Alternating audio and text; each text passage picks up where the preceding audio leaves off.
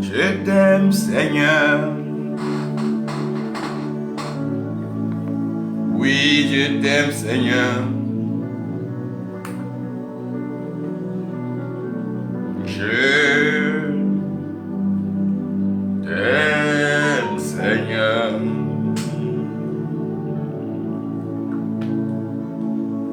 Je t'aime, Seigneur. Je t'aime, Seigneur.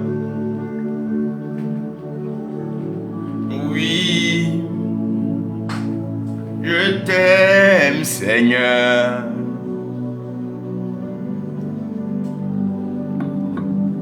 Je t'aime. Oui, Seigneur.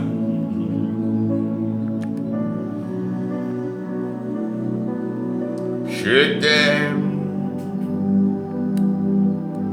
Je t'aime, Seigneur.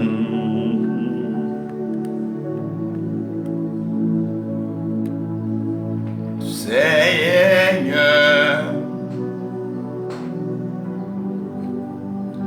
Oui, je t'aime, Seigneur.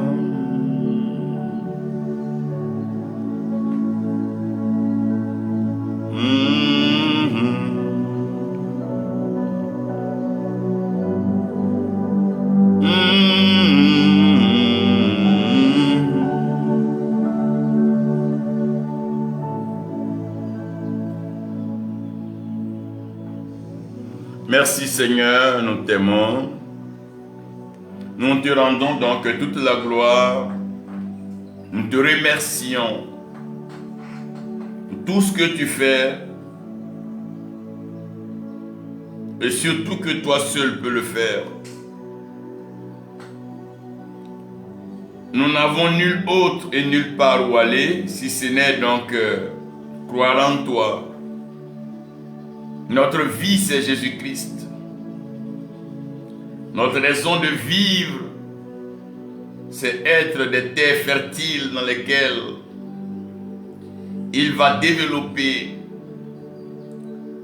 il va donc manifester pleinement sa gloire. Nous sommes tous à toi, entiers, à donner et abandonner entre tes mains. Comme l'argile dans la main du potier, Père, utilise-nous. Sers-toi de nous et continue de toucher les vies. Continue de sauver les âmes.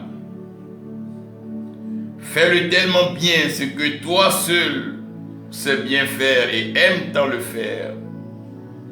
Je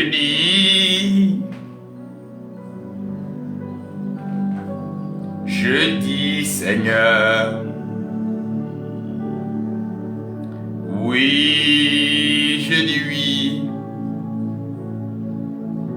je dis oui,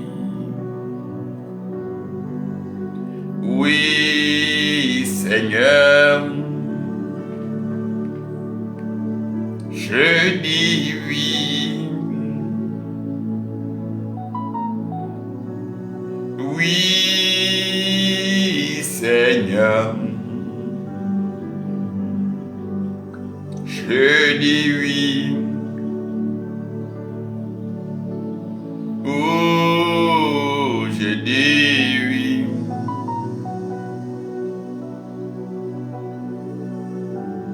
Je dis oui.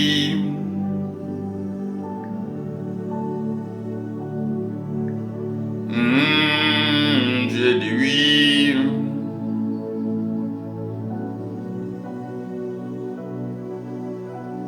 Oui. Je dis oui.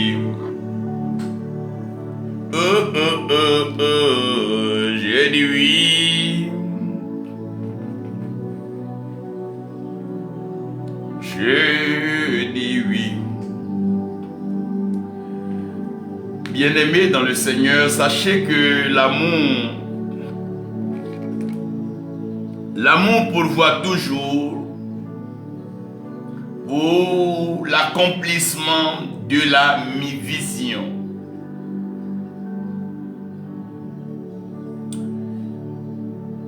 Tout ce que un être humain doit retenir sur la terre des hommes,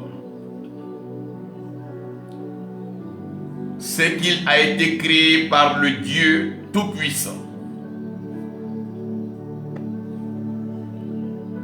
Dans la volonté suprême et selon son plan. Et en envoyant l'homme sur la terre, lui, Dieu avait déjà pris les dispositions, avait déjà réalisé le préalable, ce qui était donc nécessaire et indispensable pour la vie de l'homme.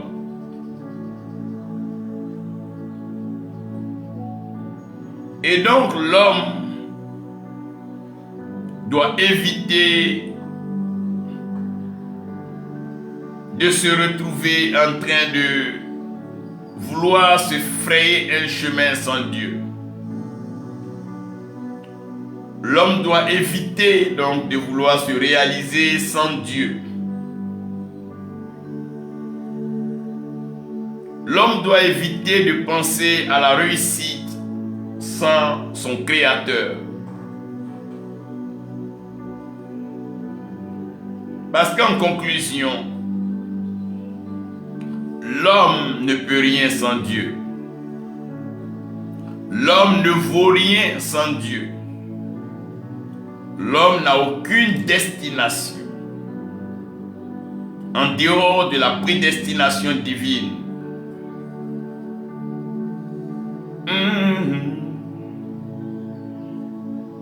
Le thème donc de mon message, c'est l'Éternel se pourvoira lui-même. L'Éternel se pourvoira lui-même. L'Éternel se pourvoira lui-même. Lui-même. Il se pourvoira lui-même. L'Éternel se pourvoira lui-même. Il se pourvoira lui-même. Oh oui, lui-même,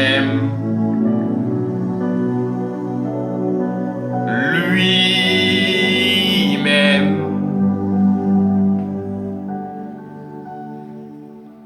oui, lui-même. Genèse 22, verset 8.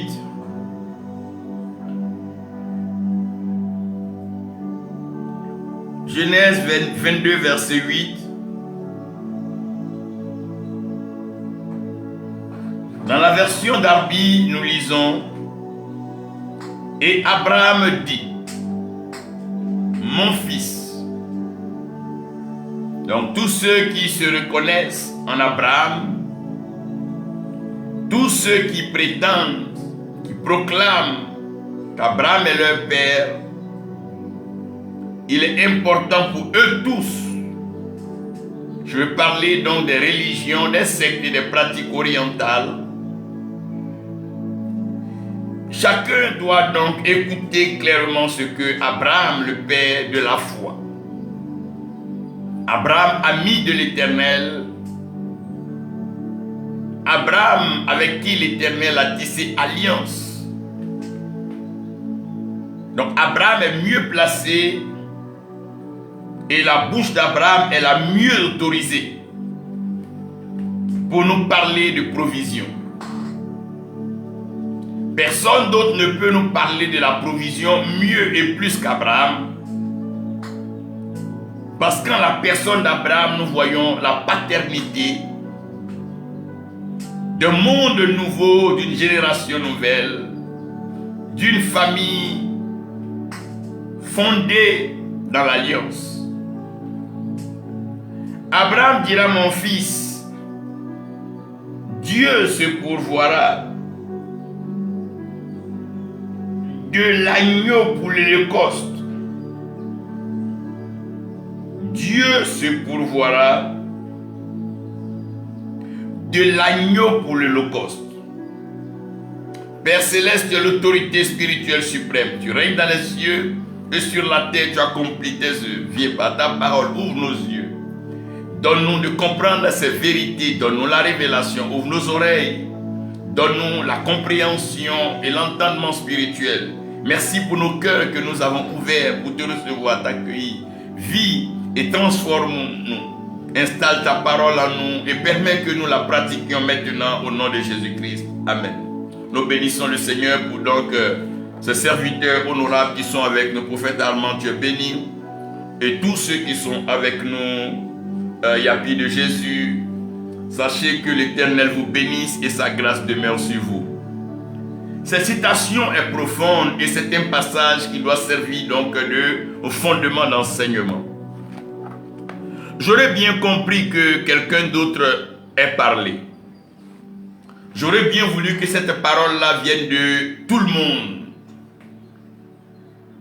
Malheureusement, ce n'est pas le cas. Cette parole vient de la bouche autorisée. Celui-là qui est donc le référentiel de la famille qui vit à partir de l'alliance divine.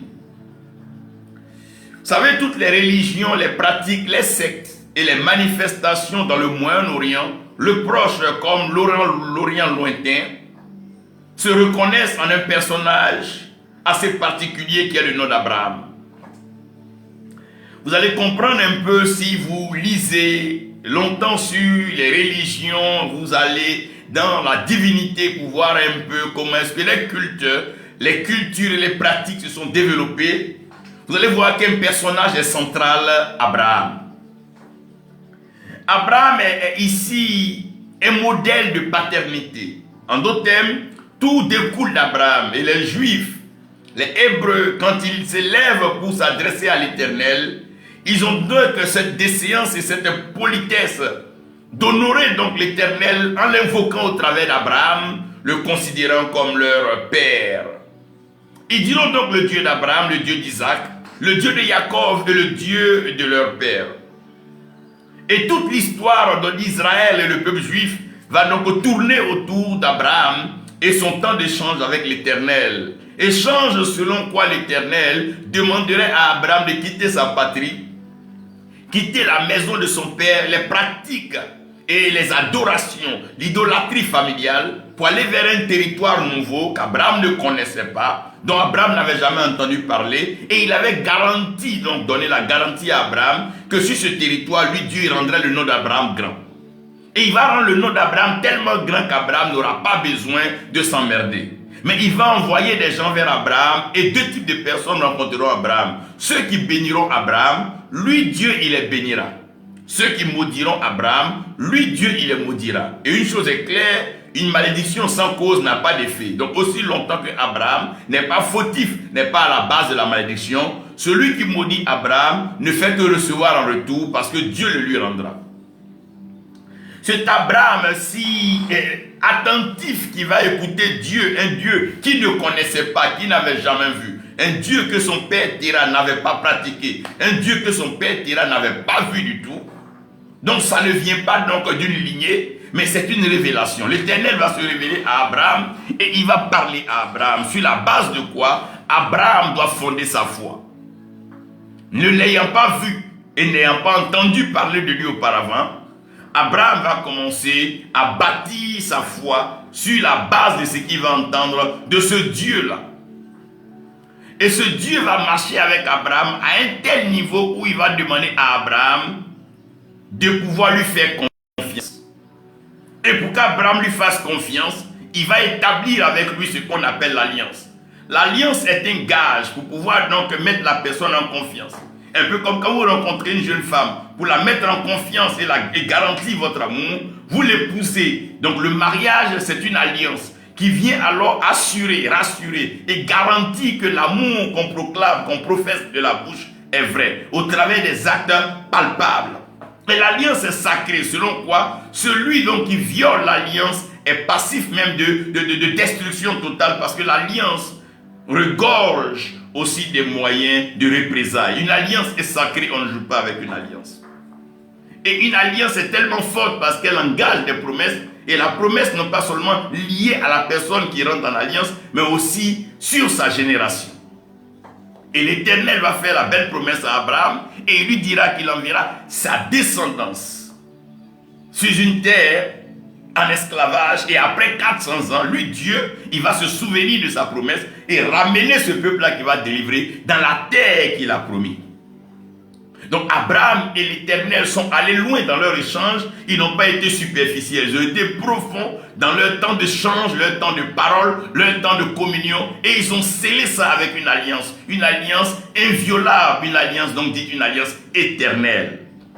Voilà pourquoi tout le monde parle d'Abraham. Quand on parlera d'Abraham. Il arrivera dedans, des gens diront, eux aussi sont fils d'Abraham. Et tout le temps que notre Seigneur Jésus-Christ est sur la terre, les gens le ramenaient toujours à Abraham. Abraham notre père, Abraham le patriarche, parce qu'Abraham est un personnage essentiel. Abraham est donc ici appelé par Dieu après avoir reçu ce que Dieu lui a promis. L'Éternel va demander à Abraham d'aller accomplir une mission assez spéciale et particulière. C'est ici que je veux déjà ouvrir cette lucarne pour vous demander de comprendre la vision afin d'accomplir la mission. Donc la première parole que je vais vous donner, ce n'est pas la vision qui exige la provision, non. On a l'habitude d'entendre que la vision attire la provision, non.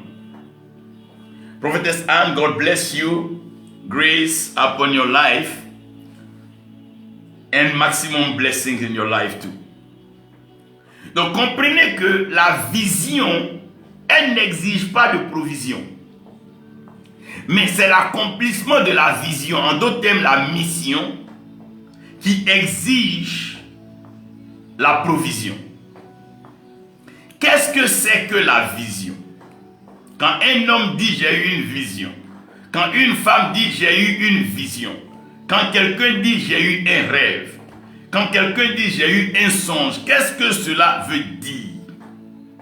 Parce que c'est trop facile aujourd'hui qu'on confonde la vision à l'ambition. Tout le monde a une vision. Malheureusement, on est étonné de voir que la plupart de ces visions ne s'accomplissent pas. Pourquoi? Parce que soit ce sont des rêves ou bien des ambitions personnelles. Quand nous rentrons dans le classique et dans le principe de la vision, qu'est-ce que c'est que la vision? D'abord, comprenez que la vision, elle est céleste. Ça veut dire que la vision ne se trouve pas sur la terre, la vision, elle est céleste. Et puisque la vision est céleste, permettez-moi de vous rappeler que Lucifer a été précipité et descendu sur terre et est devenu Satan. En d'autres termes, tout ce qui vient du ciel est coordonné, articulé et présenté par Dieu. Donc la vision en elle-même, elle vient de Dieu. Donc c'est l'Éternel Dieu qui appelle quelqu'un. En rencontrant cette personne, dispose une capacité surnaturelle à cette personne de l'entendre et de le voir, parce que Dieu rencontre quelqu'un pour un but. Et le but pour lequel Dieu rencontre quelqu'un, c'est la vision. Donc quand Dieu rencontre quelqu'un, ce que Dieu transmet à cette personne, c'est la vision. Quand quelqu'un rencontre Dieu, ce qui devient clair, audible et tangible dans sa vie, c'est la vision. Tout ce que Dieu a rencontré, Dieu leur a communiqué une vision.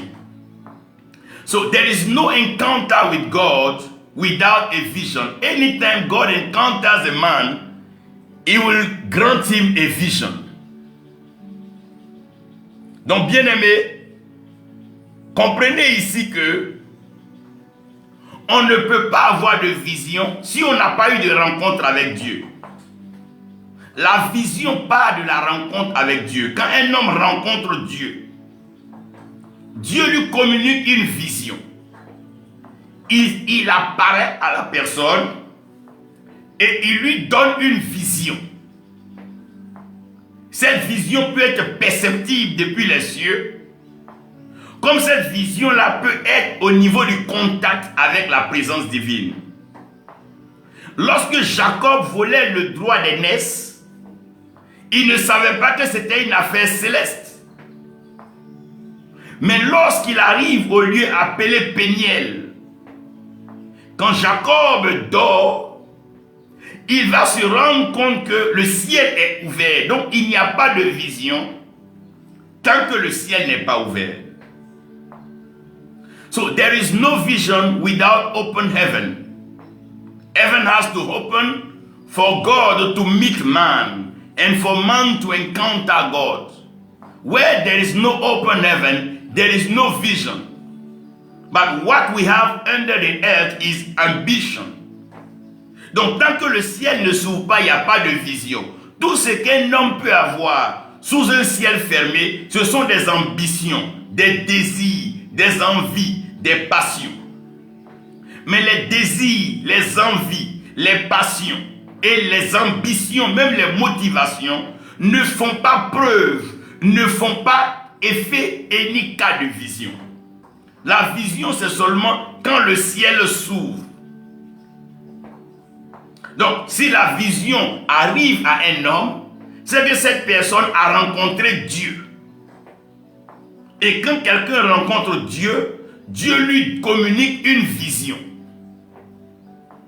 La vision qui est communiquée devient maintenant comme un carnet, devient comme un cahier de charge que la personne a de la part de Dieu pour accomplir quelque chose. Saul de Tarse était ambitieux. Il avait un désir, une motivation de pouvoir en découdre avec tous ceux qui pratiquaient les fausses religions. Mais ça, ce n'était pas une vision. Lorsque le Seigneur Jésus-Christ lui apparaît sur le chemin de Damas, il lui communique une vision. Donc, quand il est interrogé devant le tribunal où le roi Agrippa lui parle, il dit: roi Agrippa, je n'ai pas été désobéissant à la vision céleste. He said to the king Agrippa, I have not been disobedient to the heavenly vision. Donc ici, Paul est en train de confirmer que la vision vient du ciel. Ce n'est pas une ambition qui est donc l'idée d'un club, l'idée donc d'une secte ou d'un mouvement. Non, non, non. La vision n'a rien à voir avec ça. Ce n'est rien à voir une dénomination. Non, non, non, non. La vision, elle est céleste. Maintenant, la vision, quand tu la reçois, elle ne te demande rien pour voir une vision. Pour que Dieu se révèle à toi, pour que Dieu te parle, pour que Dieu te montre ce qu'il veut te montrer, il ne te demande rien. Parce que c'est lui qui vient vers toi, c'est lui qui vient te montrer. Ce n'est pas toi qui vas sur une montagne, tu vas vers une eau. Non, non, non, non, c'est Dieu qui vient vers toi. Et Dieu a la capacité de te trouver partout où il veut te trouver. Il peut te donner une vision en prison, une vision sur ton lit de maladie, une vision au restaurant, partout où tu es, Dieu peut t'apparaître et te parler. Donc Dieu n'a pas d'obstacle. Puisque c'est lui qui vient vers toi, ce n'est pas toi qui viens vers Dieu pour avoir la vision. So no man goes to God to have a vision, no. But God comes to man. He reveals himself to man and grants him a vision. Maintenant, quand tu as la vision, là où la vision va se compliquer un peu, c'est comment la réaliser sur la terre. Parce que la vision, pour se réaliser sur la terre, doit être une mission. C'est comme une maison, quand tu veux construire une maison. Pour que l'architecte fasse le plan de la mission, la maison, tu n'as pas besoin de lui donner briques, ni ciment, ni tôle, ni maçon. Non, non, non. Il s'assoit chez lui à la maison, avec une feuille, il prend ses outils, il te fait un plan de maison. Ça ne lui demande pas de briques, ça ne lui demande même pas de terrain, ça ne lui demande absolument rien. C'est ça la vision. La vision ne te demande rien. La vision te demande seulement d'être obéissant et de suivre ce que Dieu te montre. Pour que Dieu montre le tabernacle à Moïse, Moïse n'a pas besoin de faire quelque chose. Il a juste besoin d'être en esprit, être concentré. Donc, bien aimé, comprenez que la vision, c'est l'attraction, c'est l'attention d'un homme que Dieu attire pour lui permettre de voir quelque chose de céleste dans toute cette distraction et cette cacophonie sur la terre, ce désordre de ce tohu-bohu. Maintenant, la mission peut être aussi appelée une commission. Parce que dans la mission, il y a des commissions, des portions de mission que Dieu donne.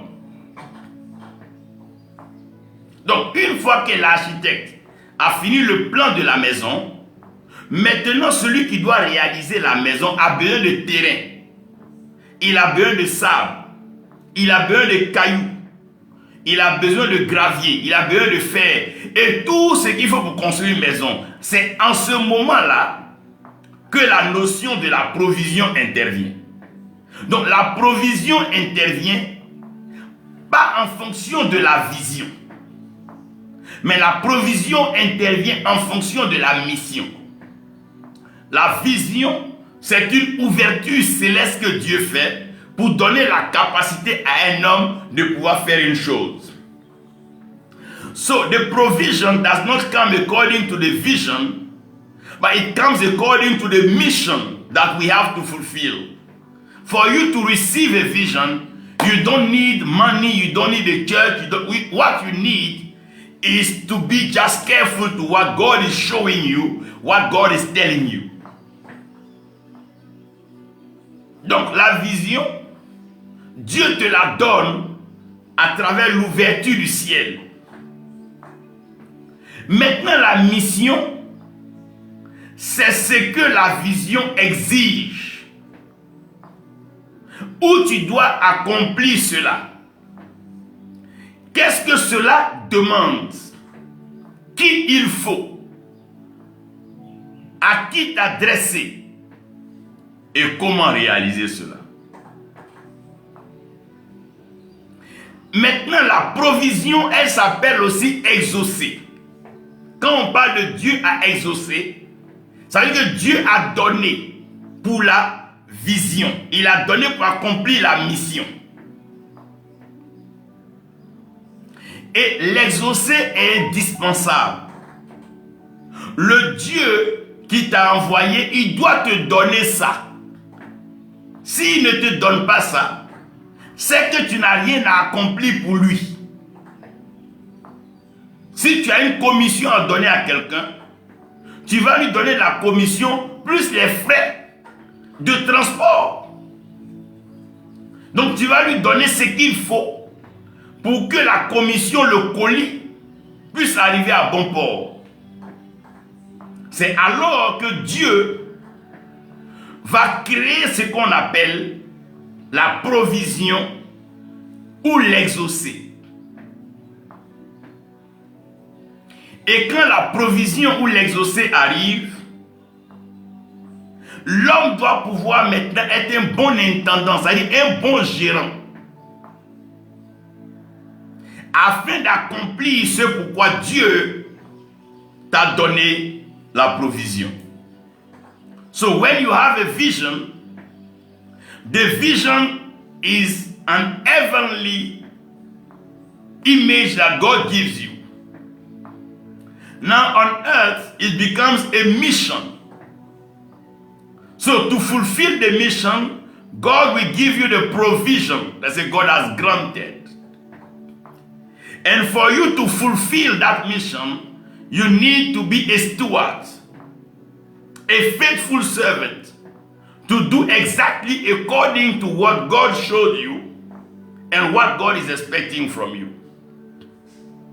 Donc c'est en fonction de la mission que Dieu te donne l'exaucer.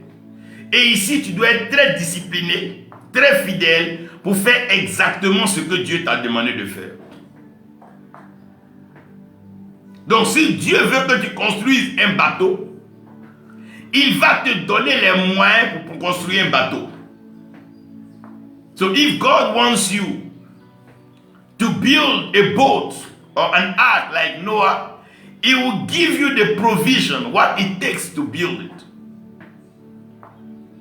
God will always give you what it takes to do what He wants you to do. Donc Dieu va toujours te donner ce qu'il faut pour faire ce qu'il te demande. Parce que tu es son serviteur. Quand quelqu'un a une servante à la maison, ce n'est pas la servante elle-même qui prend son argent pour aller faire le marché, pour préparer. Non. C'est celui qui embauche la servante, qui lui donne les moyens et lui dit ce qu'il veut manger. Et c'est elle qui va payer pour venir cuisiner. Donc la vision, c'est ce que Dieu veut. La mission, c'est ce que l'homme fait. Une fois que la mission est finie, Dieu regarde la mission et il la compare à la vision qu'il avait. Si ce que Dieu avait est ce que tu as fait, il dit alors bon, fidèle serviteur. Si ce que tu as fait n'est pas conforme à ce que Dieu t'a montré, c'est-à-dire que tu n'as pas accompli alors ta mission sur la terre.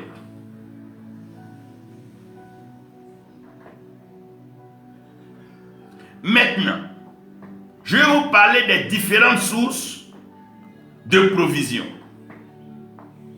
I want to talk about the different sources of provision. The first one is human effort. Le premier, c'est l'effort humain. Il y a des gens qui s'arrêtent, ils sont là. C'est que moi aussi, je peux servir Dieu. Si je travaille, j'économise. Il y a des efforts humains. Non, si je m'en vais voir telle personne, chacun pense que avec ses efforts humains, il peut servir Dieu. Chacun pense qu'avec ses économies, il peut servir. Mais tu ne sais même pas encore ce que Dieu va te demander. Peut-être tu peux avoir 1 milliard, mais la mission peut exiger des centaines de milliards. Qu'est-ce que tu en sais? Rien ne peut suffire pour ce que Dieu veut si ce n'est pas ce que Dieu donne.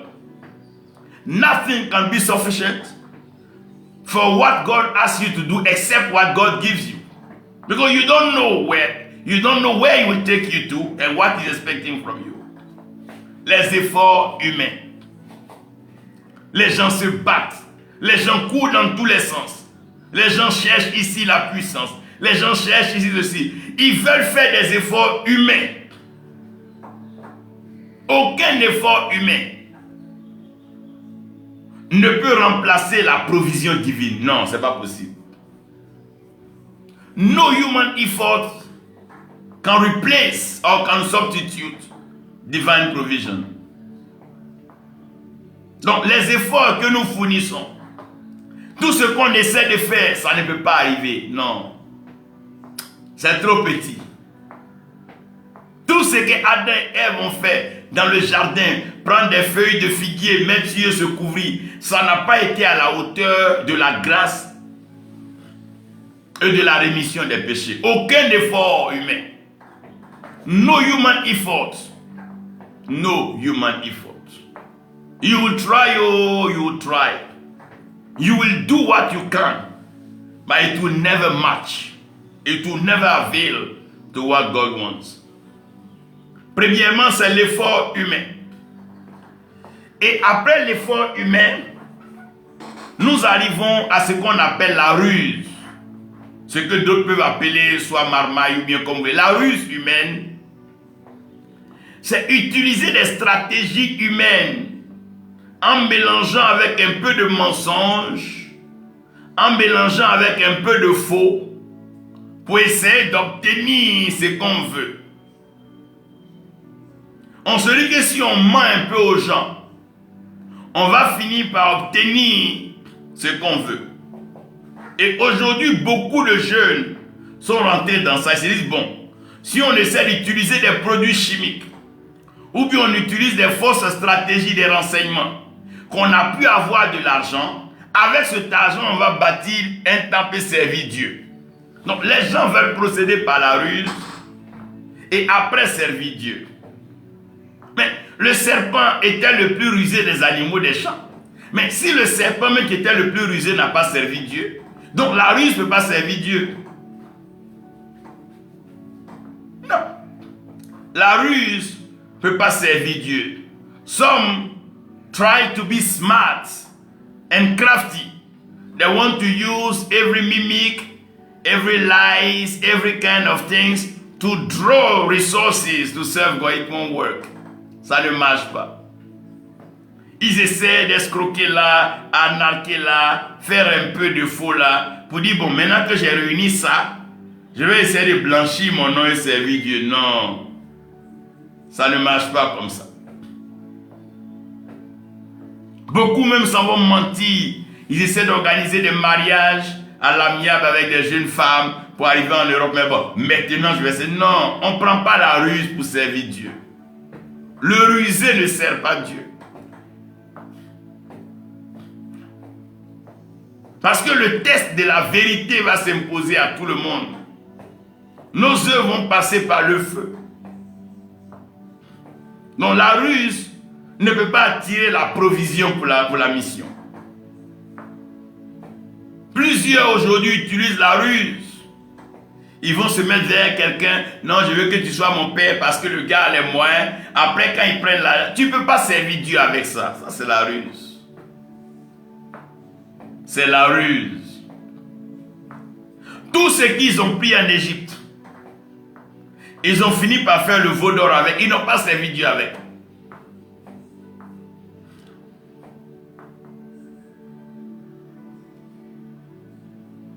Et quand ils ont essayé les efforts humains que ça ne marche pas, ils rentrent dans la ruse.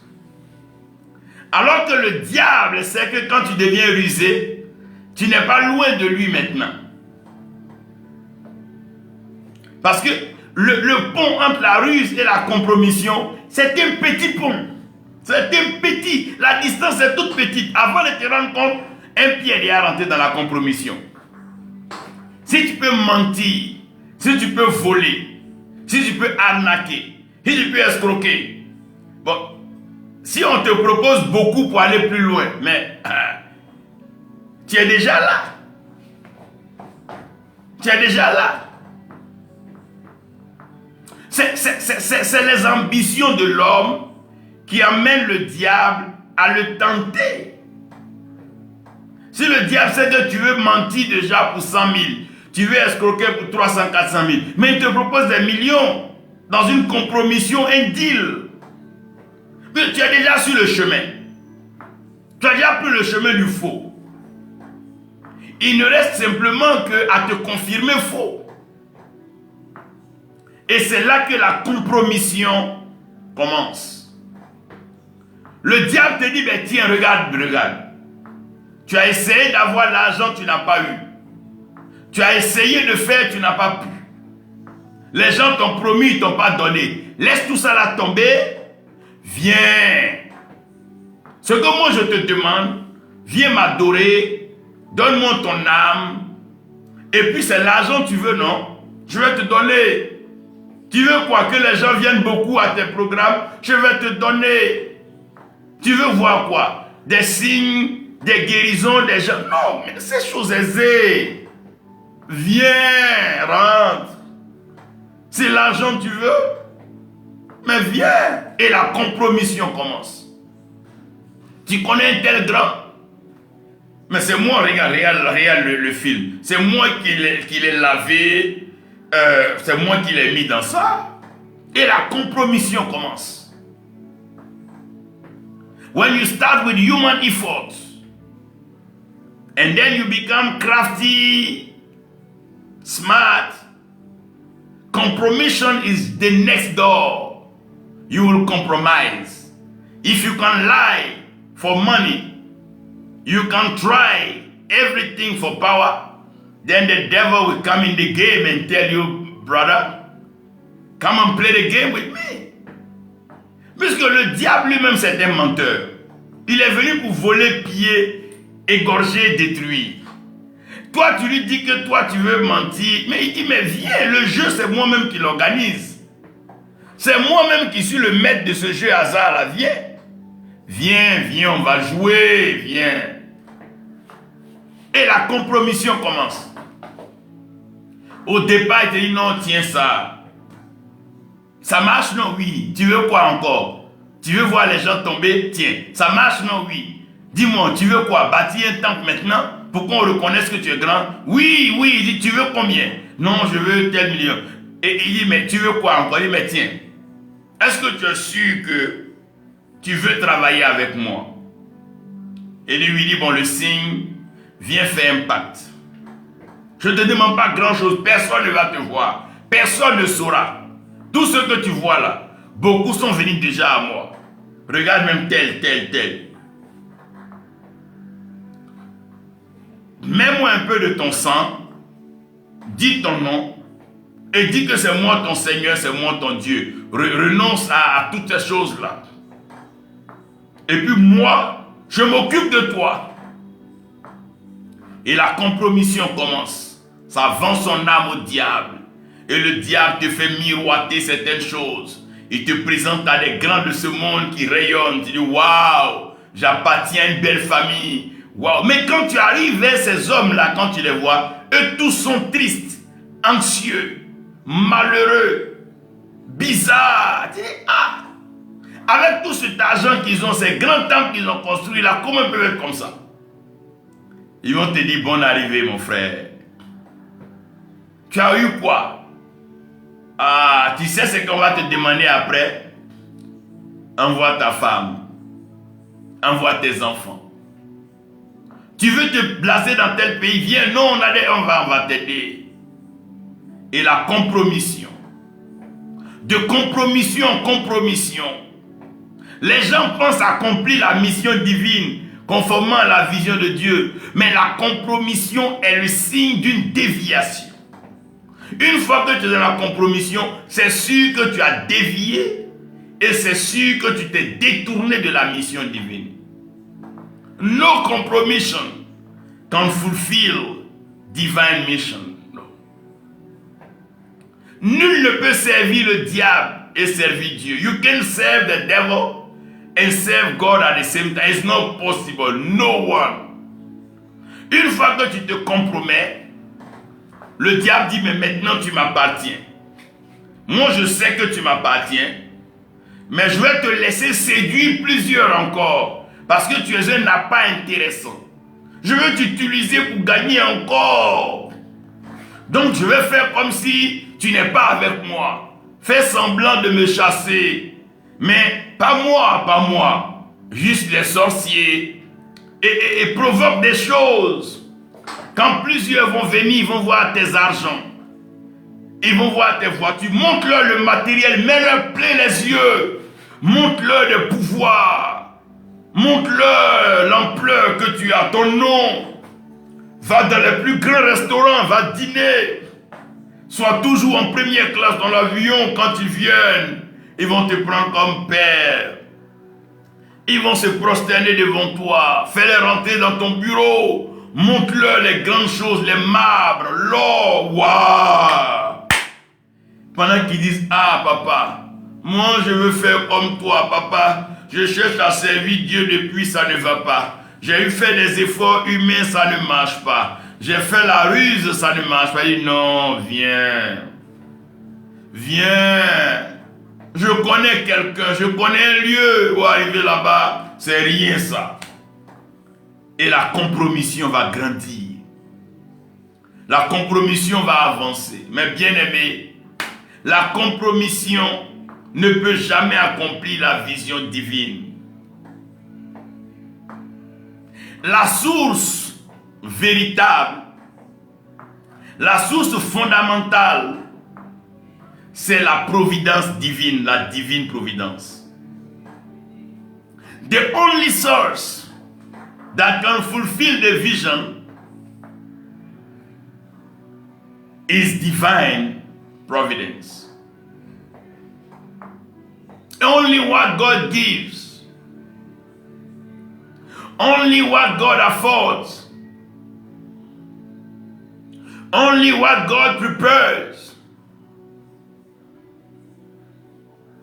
It takes only God, only Him, seulement ce que Dieu donne, seulement ce que Dieu pourvoit.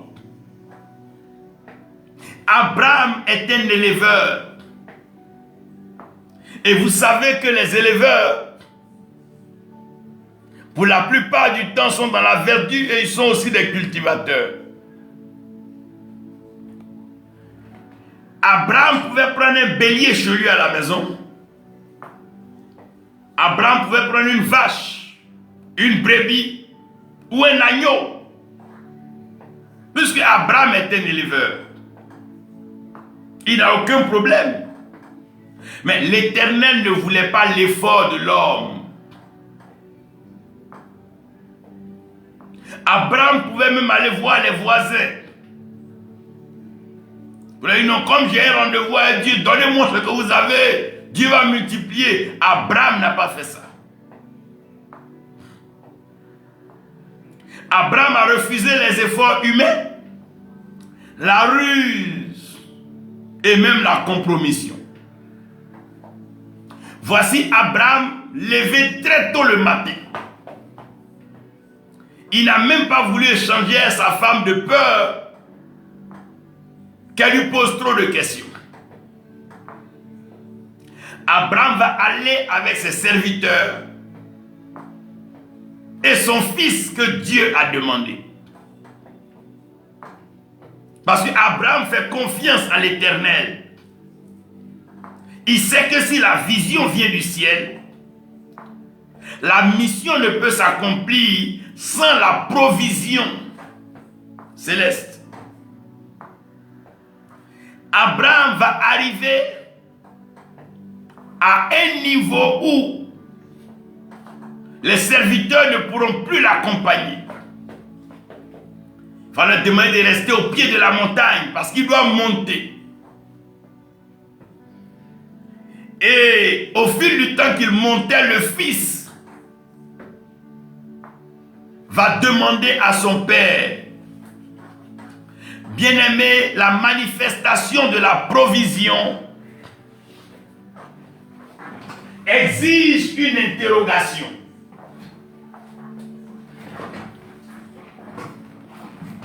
Bien-aimé, la manifestation de la provision exige une question, une interrogation. C'est vrai que tu m'as montré tes biens, tu m'as montré tes temples, tu m'as montré tes titres. Mais j'ai une question à te poser. Quelle est la source de ce que tu as? Oui, j'ai vu, je t'ai vu exercer. Je t'ai vu manifester. Mais quelle est la source de ce que tu manifestes? Je t'ai vu conduire. Je t'ai vu dans des jets privés. Oui, je t'ai vu dans des grands restaurants, mais quelle est la source? Je n'ai pas dit que je ne t'ai pas vu faire. Je n'ai pas dit que tu n'as pas. Mais je demande tout simplement de savoir quelle est la source de ce que tu as et de ce que tu fais. Si cette question te dérange tant, c'est que tu dois te repentir. Si cette question te pose problème, c'est que tu as un problème. Parce que c'est tellement simple. Si quelqu'un me demande où tu as eu une mangue, je dis c'est sur un manguier. Où tu as eu une orange, c'est sur l'oranger. Parce que l'espèce vit dans sa source. Et c'est la source qui se reproduit en son espèce. Donc je n'ai aucun problème. Si tu trouves que tu as eu une vision, qui t'a donné la vision? Si tu trouves que tu es en train de faire l'œuvre de Dieu, donc ça veut dire que la source c'est Dieu. On n'a pas besoin de faire des palabres, on n'a pas besoin de s'injurier, on n'en a pas besoin. On a juste besoin de réponses. La première chose, c'est l'interrogation divine. Une question va être posée, frère, sœur. Chacun est libre de faire ce qu'il fait. Mais un jour, on nous posera la question. Où se trouve la source de ta provision?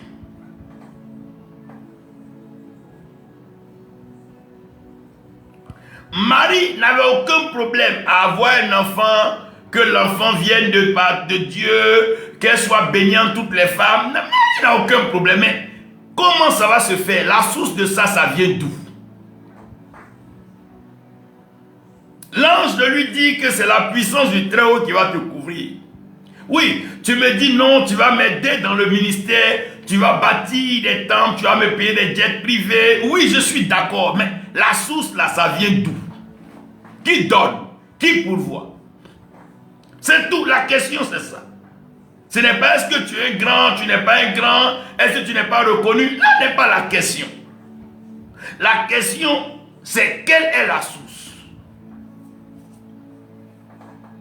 Isaac regarde son père. Il dit, papa, je vois les ingrédients et je vois les accessoires du sacrifice. Et ça, je suis content et je suis heureux. Mais père, où se trouve l'agneau pour le sacrifice? En d'autres termes, qui nous donnera l'agneau pour le sacrifice? Ça va venir d'où? On s'en va sur une montagne. On a laissé tout à la maison. On a laissé tout en bas. On est en train d'aller en hauteur. On trouve l'agneau où pour le sacrifice? Voilà la question. Puisque ce n'est pas les efforts d'homme. On a laissé tout à la maison. Ce n'est pas la ruse. On a laissé les voisins, les serviteurs, tout ça là. On ne s'est pas compromis, le diable n'est pas avec nous. On est sur la montagne. Abraham, papa, réponds-moi. Qui donc donnera l'agneau pour le sacrifice? Et c'est une question qui est lourde à répondre.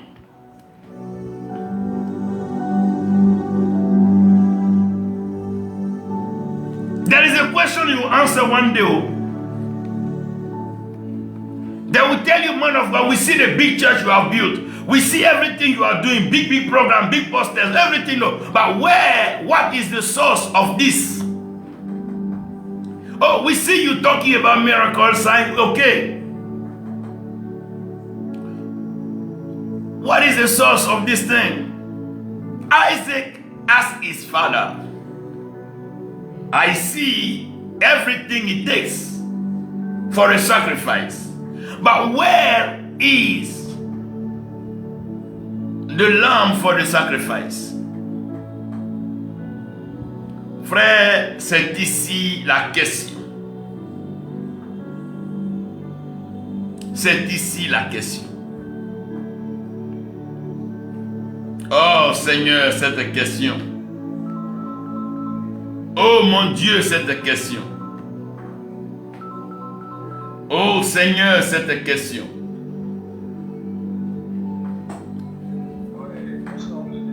Oui, homme de Dieu. Ah oui, c'est chaud. Hein? Tu es où? Ici encore la maison la plus c'est. Ah d'accord, donc demain alors. Non, pour moi, je dois vous expliquer quelque chose. Je t'appelle tout à l'heure, alors je finis une vidéo. Hein? Je finis une vidéo, je t'appelle. Ok, d'accord, c'est tout. C'est ici la grande question.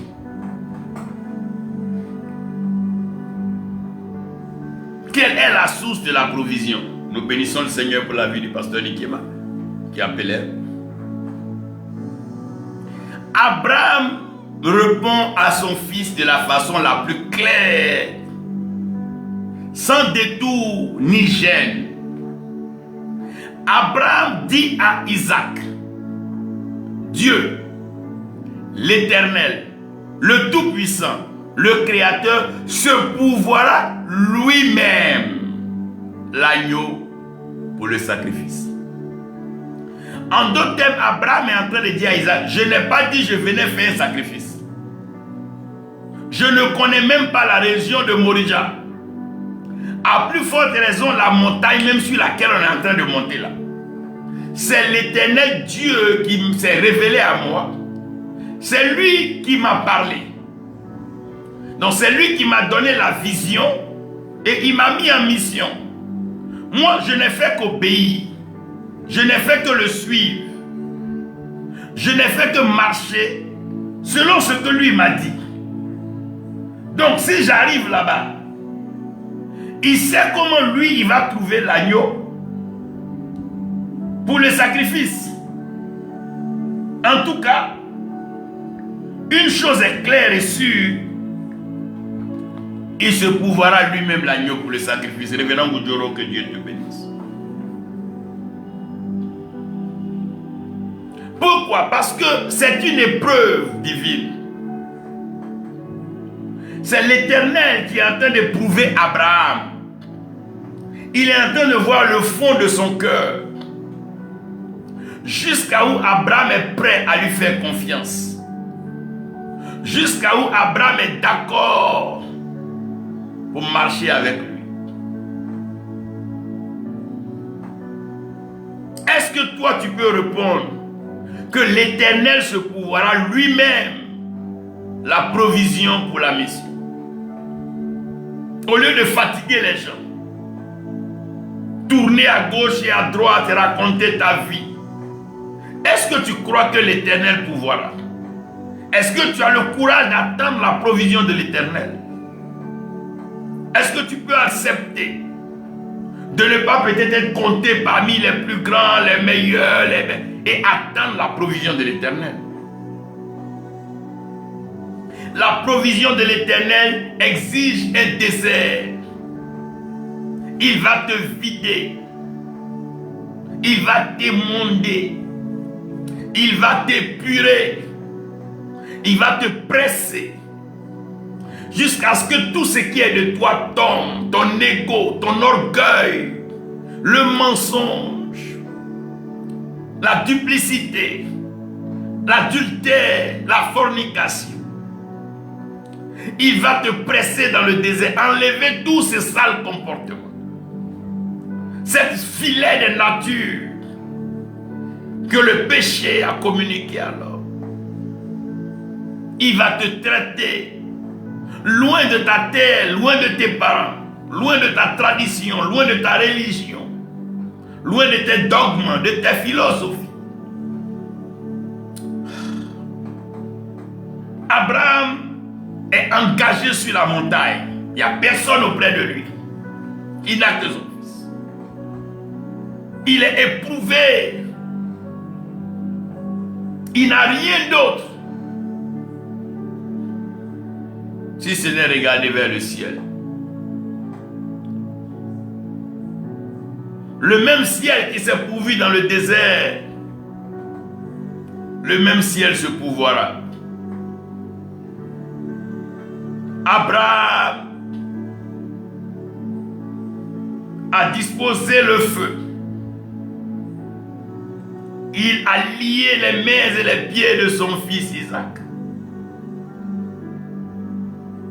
Il a levé le couteau pour faire ce que Dieu lui a demandé. Lorsqu'Abraham voulait enfoncer le couteau, l'Éternel dit à Abraham, arrête. Je ne suis pas un Dieu criminel. Je suis sacrificateur, oui. Mais je ne suis pas criminel, je ne suis pas meurtrier. N'approche pas le couteau de l'enfant. Tourne-toi et regarde. Il y a un bélier. Il y a un bélier. Ah! Il y a un bélier.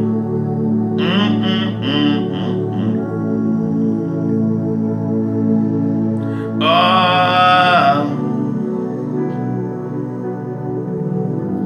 Oh, oh, oh, oh, oh, oh, oh.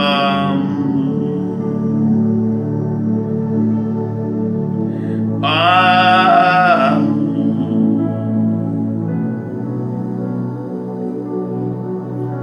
Oh!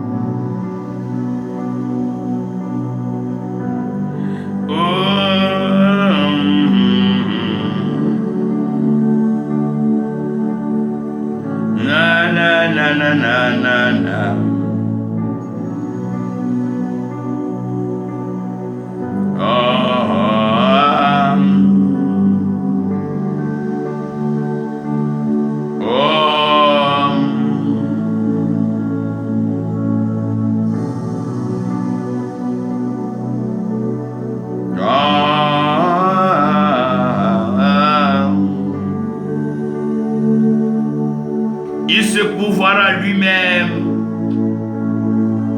pour le sacrifice. Fais confiance à l'Éternel.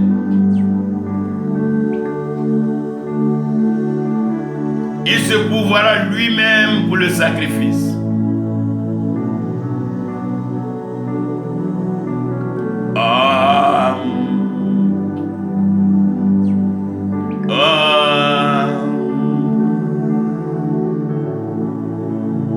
Takashaba derete sendirianda. Kosara patanda dere kede brando.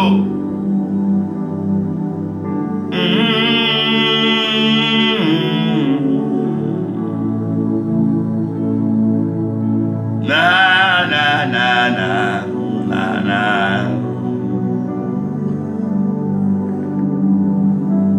Le ciel pourvoira. Le ciel assure la provision, la prévision et la providence. Comme la pluie en son temps et en sa saison, l'Éternel se pourvoira lui-même. Il se pourvoira lui-même. Ne t'inquiète de rien, tu n'es en retard. Et tu ne te compareras à personne.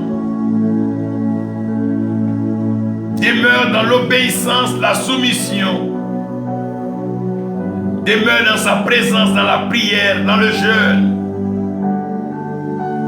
Yes, he is Lord God. Oh, he is God. Il est Dieu.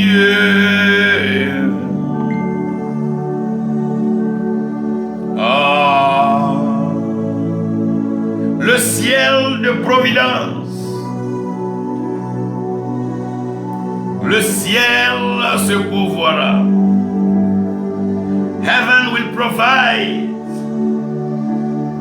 Heaven is excited.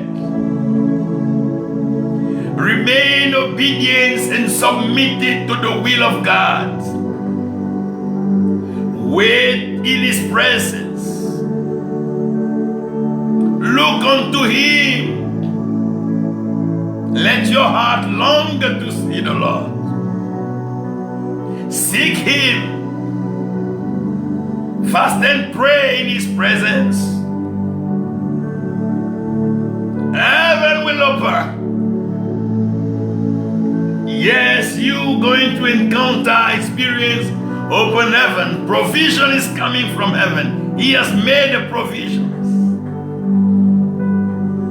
For He knows on your need. Divine provision.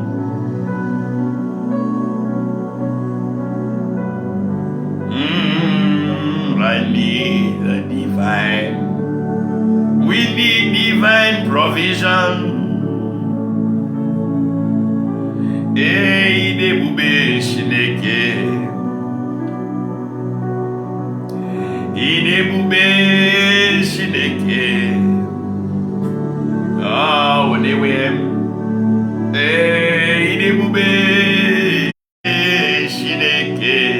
Ide bube one wem shineke. Ide bube shineke. Ide bube one wem. Ide bube shineke. Shineke one wem. Oh, Shineke. Ide bube.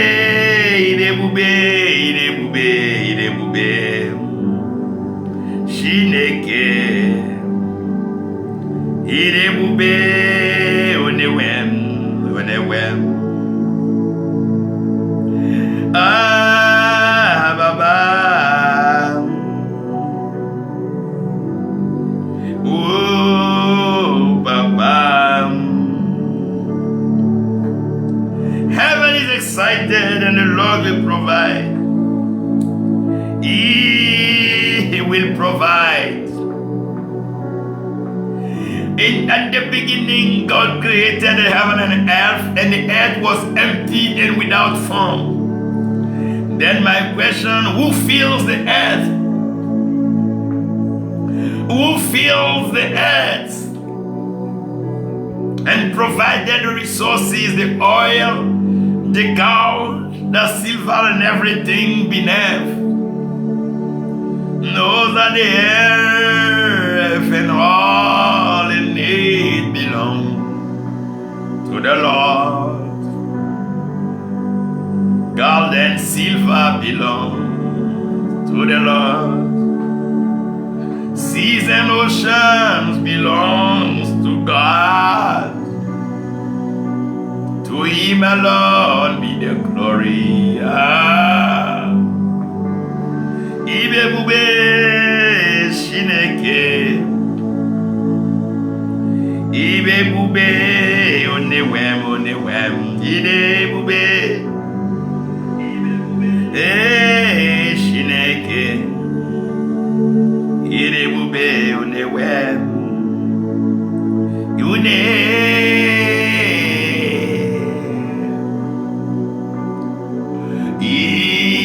Imela.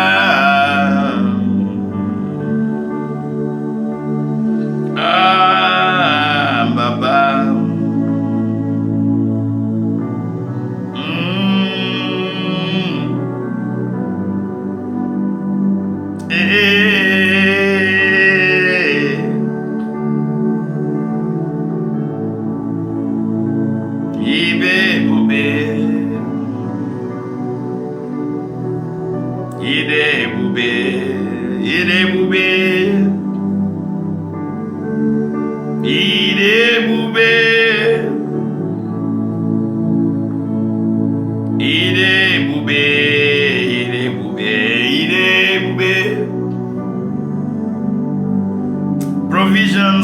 from the Lord, and He will provide, give you more.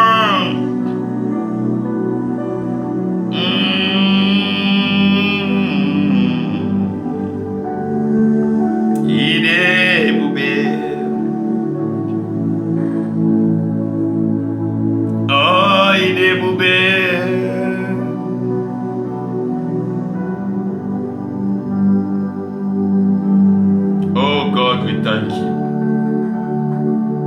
for divine provision. We are entering the fullness of time. Oh Lord, those who waited patiently, you preserve their souls. It is time to honor them with divine provision. There is plenty and more is left to be done. The kingdom must advance and progress forth in nations. Light must shine in darkness. The light must shut up the darkness. Divine and godly testimonies will bring back the souls and the hearts of fathers and sons.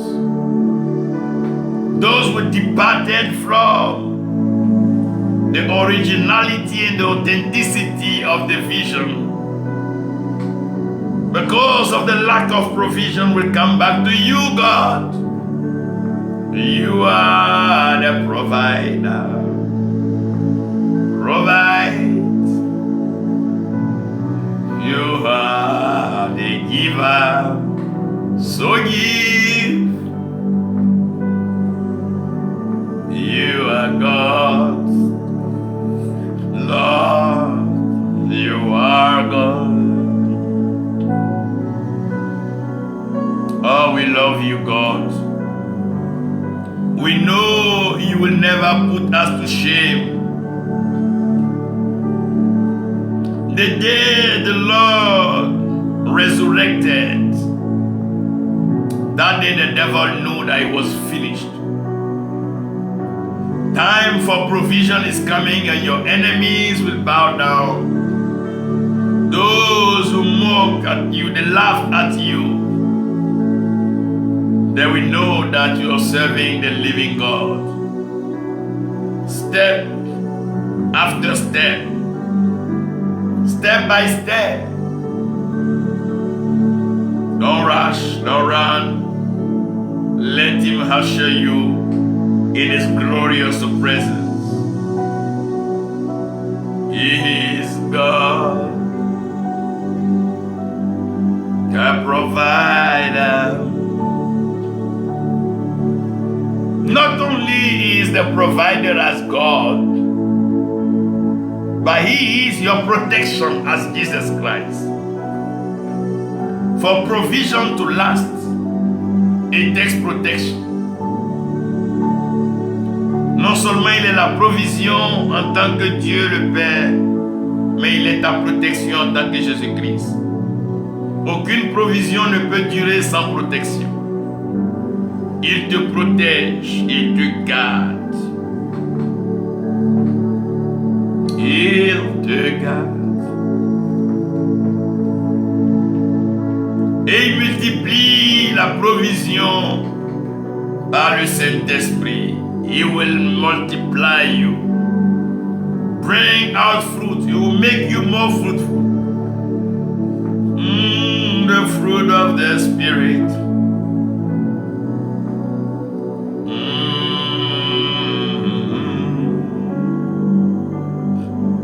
Why God gives you a vision? It takes the vision to transform you. The vision becomes now a pattern of transformation. You know, when you become a father or a mother, you don't behave as you used to to behave before because you have responsibilities. You have an integrity, a name.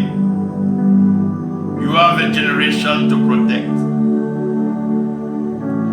Abraham couldn't behave like Abraham. Israel could no more behave like Jacob. Paul could no more behave like Saul of Tarsus. It takes the vision to transform. When you go on the way and when you go on the process, you end up a new creation. Humble, with built up a good character. You understand then what is good and you know what is bad. You know what comes from the light and what is from the darkness. You can have the discernment of the Spirit.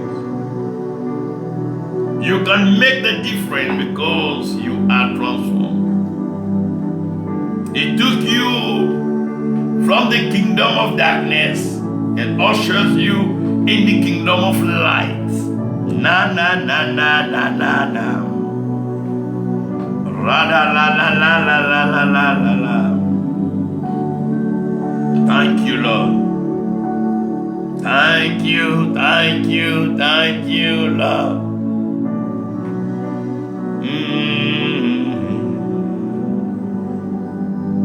Thank you, Lord. Thank you.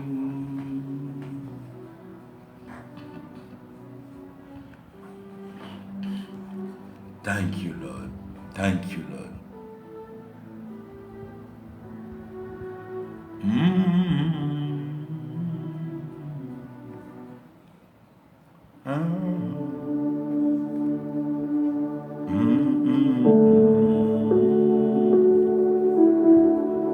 Oh, be still and know that I am God. Wait upon Him. He will provide Himself. He will provide. Let Him provide. Oh, He will provide. Thank you, Lord, for divine provision. He will provide.